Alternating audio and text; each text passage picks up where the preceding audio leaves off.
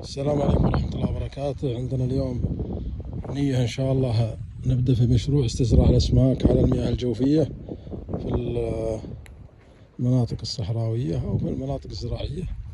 طبعا هذا بداية التعقيم مترين فوق للأحواض، وبتكون يعني على المسافة هذه كلها. راح نقسمها بعدين نوزعها على 10 متر في العرض، في العرض هذه، بحيث أن يكون سهل احتوائها وتنظيفها وتصريفها والتعامل مع الأسماك الموجودة مستقبلا إن شاء الله.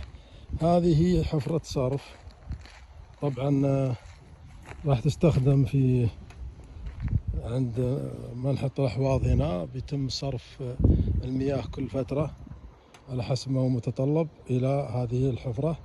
الخزان الأرضي في عمق 3 متر راح يكون 20 في 10 عشان يستوعب هذه الكميات من المياه. طبعا راح نبني هنا تقريبا 3 متر وزيادة في الطول اللي راح يكون في المسافة هذه تقريبا 20 متر هنا، وهذا 10 متر الآن محفورة.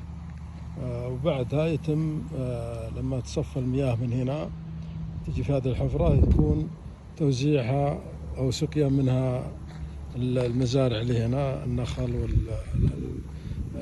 والأعلاف والموجودة على طول المزرعة، ونستفيد منها سماد ونستفيد منها سقيا، بدل ما تكون الماء طالع على طول المزرعة بدون فائدة، يعني بدون مواد مسمدة للأرض وللنبات ومغذية، تكون اثنين في واحد: تربية أسماك واستفادة من السماد حقها لتغذية أو لنمو النبات الخضري عندنا هنا. سلامتكم.